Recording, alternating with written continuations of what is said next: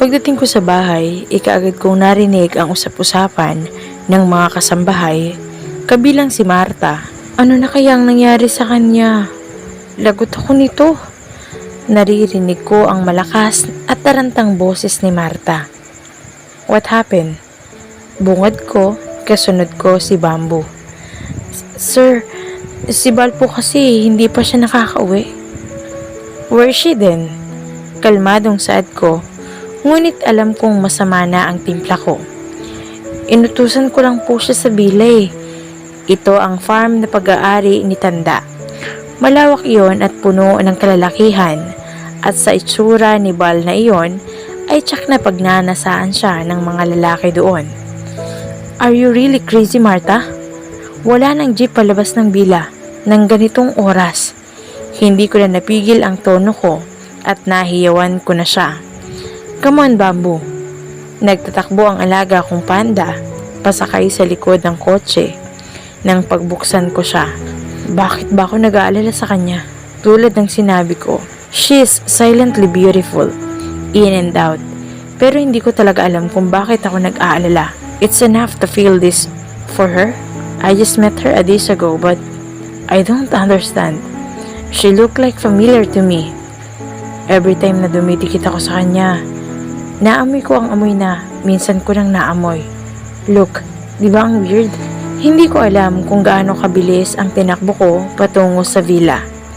Palinga-linga pa ako habang palapit ng palapit.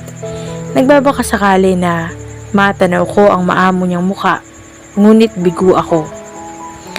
Dame, naiinis na ako. Hanggang sa kumalma ako nang mamataan ko siya na nakaupo sa gutter, naghihilot ng paa. Mabilis kong ipinarada ang kotse sa tabi niya at bumaba. What the hell are you doing here? Galit na saad ko. Galit na ako at lahat ay inosente pa din siyang nakatanaw sa akin. Sir, aniya. Tsak na sasabihin niya na naman na hindi niya ako naiintindihan. Should I have to translate it in Tagalog? Like, what the? Siyempre, kailangan kong Tagalogin para maintindihan niya. It's look like she commanding me kahit wala siyang sinasabi. Gabi na, bakit nandito ka pa? Wala po kasing dumadaan na jeep eh. Nakuyo kong aniya. Get in the car. Sanay ako sa English, pero dahil sa kanya ay heto ako at sunod-sunuran sa pagtatagalog. Pumasok ka na sa kotse. Tumango siya at akmang papasok sa backseat. Here, at the passenger seat. Utos ko, kasabay ng pagturo sa tabi ko. Nakayuko pa din siya nang magtungo doon. Pagsakay ko ay kinuha ko ang basket na dala niya para ilagay sa tabi ni Bamboo. Nahuli ko ang pagtawa ng babae sa tabi ko, kaya tinaasan ko siya ng kilay. Anong nakakatawa? Nakasimangot na saad ko. May dimple pala siya. Natanaw ko ang bahagyang pamumula ng itaas ng sakong niya. Siguro ay dahil sa sandalyas na suot niya. May cream pa ba? Yung binigay ko last time. Saad ko sa kanya. Meron pa po. I think we have the same age naman, so wag mo na akong puin. Saad ko, tsaka ako umirap. Pagkarating sa bahay ay ako na ang nagbuhat ng basket. Ano ka ba, Bal?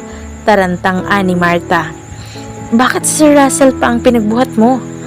Aniya, tsaka kinuha ang bitbit ko.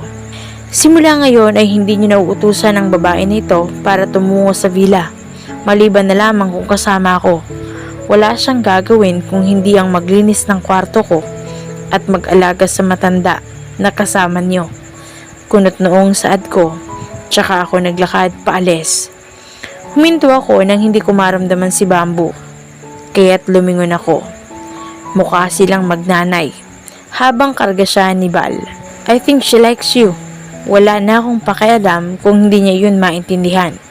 Ibinagsak ko ang katawan ko sa kama. Her face, her smell, even her figure. I think I met her before.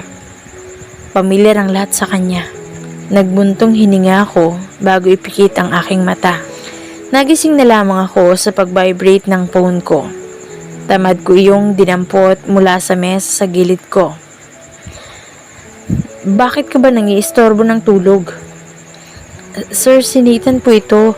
Narito po si Miss Margaret eh. Nagwawala na. 5 AM pa lang po, nandito na siya. I don't care. Naiinis na saad ko. Kunot-no akong bumangon habang hawak ko pa rin ang aking cellphone. It's okay. Kahit nakatulog ako ay hindi pa din nawala sa isip ko iyong babae sa bar.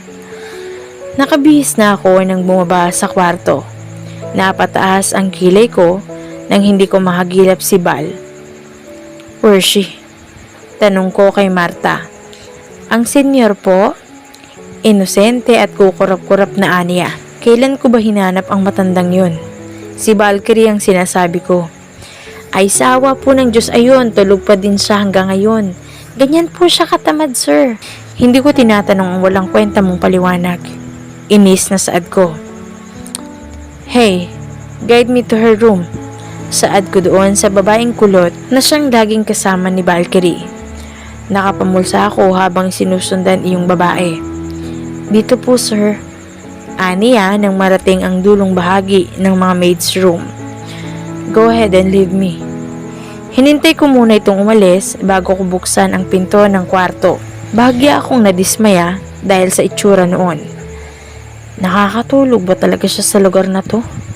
Nasabi ko habang nagmamasid sa kwarto. Ngunit kalaunay huminto din ang mata ko sa kanya na mahimbing na natutulog. Kayakap si Bamboo. Pinakatitigan ko si Bamboo na natutulog matapos ay nabaling kay Valkyrie ang aking paningin. Naalala ko ang posisyon na iyon. Natatandaan kong ganyan din matulog yung babae sa bar nang iwan ko siya. Half face lamang nakikita dahil nakabaon sa unan ang kalahati ng muka. Kumatok ako sa pinto dahilan para magising siya. It's already 8 o'clock. Gosh, bakit ba kasi hindi siya maalam mag-English? Gawain ba ng may trabaho yan? Bumangon ka at asikasuhin ng matanda. Matapos ay gawan mo ko ng lunch at dalhin sa office ko. Nakakunot na saad ko. Bamboo. Nakapamulsa akong naglakad palabas. Ibabalik kita kay Nathan kung palagi mong tatabihan sa pagtulog ang babaeng yun. Takot ko pa sa alaga ko. Maganda talaga siya at kahit paanong estilo o pose niya. Kahit nga kakagising lang. Come on, Razel. What happening to you? Pinagagalitan ko ang aking sarili. Tila nalilimutan ko ang mga katagang matagal kong pinanghawakan. They are all slut and bitches, dude. Don't ever fall in love with that girl. Valkyrie's point of view. Mr. Morgan, pasensya na po nitong mga nakarang araw. Palagi po kasi akong inuutusan ng anak nyo. Naiintindihan ko. Dapat nga akong humingi ng paumanhin sa'yo. Tulad ngayon, balita ko ay tutungo ka sa kumpanya para dalhan siya ng lunch. Tumanaw sa malayo ang matanda.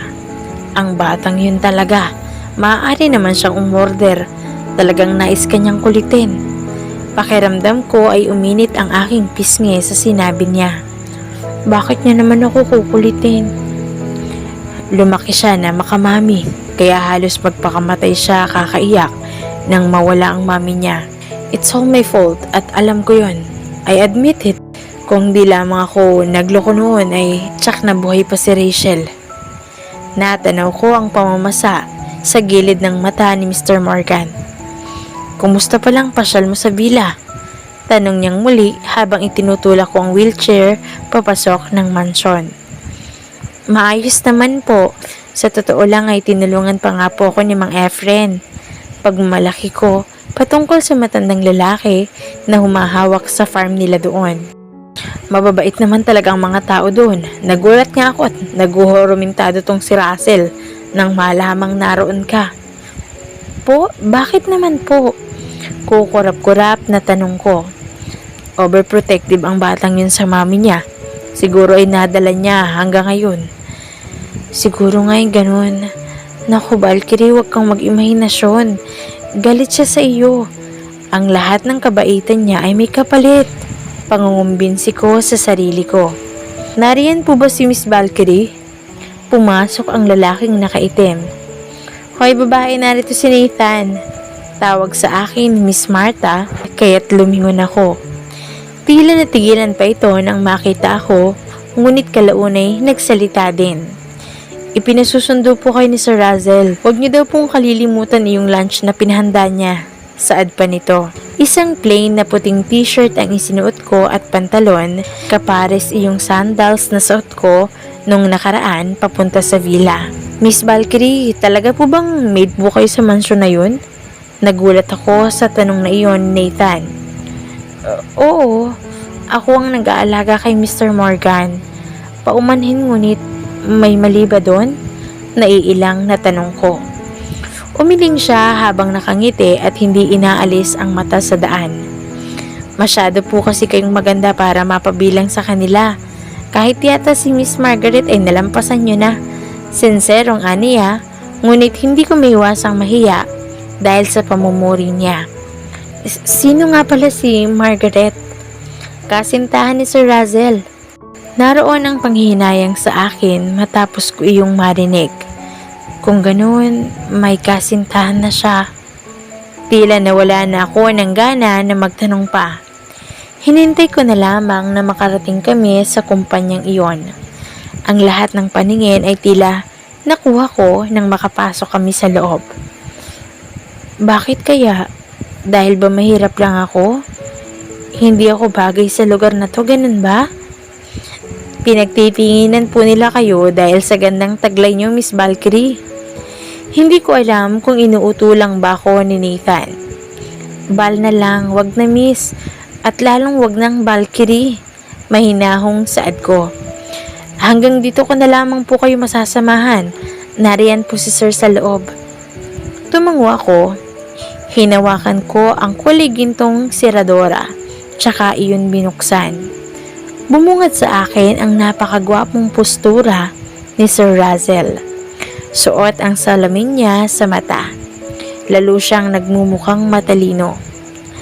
Matagal bago siya mag-angat ng paningin. Siguro ay talagang busy siya. Kaya tinawag niya na lamang ako gamit ang kamay niya. Nang makapasok ako, ay doon ko lamang napansin iyong babae na nasa loob. Maganda din siya at halos kasing puti ni Sir Razel. Natutulog ito sa mahabang sofa. Maupo ka. Aniya, habang hindi inaalis ang mata sa papel na binabasa. Naupo ako sa upuan sa harap ng mesa niya. Heto po ang lunch niyo, sir. Hindi na po ako magtatagal dahil hindi pa po kumakain si Mr. Morgan. Sinabi ko na, di ba? Huwag mo akong puin. May diin na aniya. Pasensya na. Inalis niya ang salamin niya sa mata tsaka tumayo. Halika. Aniya, kaya't muli kong binitbit ang lunch niya. Tumungo kami sa panibagong mesa. Nag-cross leg siya. At ako naman ay pinanood. Taranta kong hinain ang mga pagkain niya. Hindi ako sanay na may nakasubaybay sa bawat kilos ko. Kaya bahagyang nanginginig ang kamay ko. Natatanaw ko sa gilid ng aking mata ang malalim niyang pagtitig sa akin na ikinakailang ko. Minsan ay sisilay siya sa kamay ko o di kaya naman sa mukha ko. Hanggang sa mahuli kong nakatanaw siya sa paa ko. Kinuha niya sandali ang phone niya. Hello, Martha? Feed the old man and do not wait for Bal. Napaka-moody niya talaga. Kung minsan ay mabait, ngunit mas madalas na masungit. Nagsimula siyang kumain. I'll bring you to the Baltimore Mall. Sa pagkakaalam ko ay pagmamay-ari niya ang mall na iyon. Pero bakit niya binabanggit? Tsaka ano daw? I'll buy you a new one. Saad niya pero wala naman akong naiintindihan. Papakainin ko pa nga si Mr. Morgan eh. Pino ang pagnguya niya, pati yata sa pagkain ay wala akong maipipintas sa kanya. Gusto mong kumain? Aniya na hindi pa rin ako nililingon. Nako, hindi po, busog pa po ako, nasabi ko. Matapos noon ay hindi na siya kumibo. Natapos siyang kumain ng tahimik. Hinintay niya lang yata na mailigpit ko ang pinagkainan niya bago siya tumayo. Bumalik siya sa mesa niya para damputin ang susi. Tara, Aniya. Saan kaya ang punta namin? Hindi kaya sa Baltimore? Hindi ko napapansin yung panda. Nasaan kaya? Pinagbuksan pa niya ako ng pinto palabas. Naroon si Nathan. Hirap na hirap kung paano pakakalmahin si Bamboo. Sir, nagwawala po si... Take care for Bamboo, okay? Hindi niya pinansin ang pag-angal ni Nathan. Sa halip ay nagdiretso ito sa paglalakad. Lumapit ako kay Nathan, tsaka ako hinawakan ang ulunan ni Bamboo. Magpakabait ka ha, saad ko. Mamata-mata ito habang nakatanaw sa akin. Sabihin mo nga yung totoo. Nagkita na ba tayo? Heto na naman ang nakakatakot niyang tanong. Mabilis akong ginapangan ng kaba.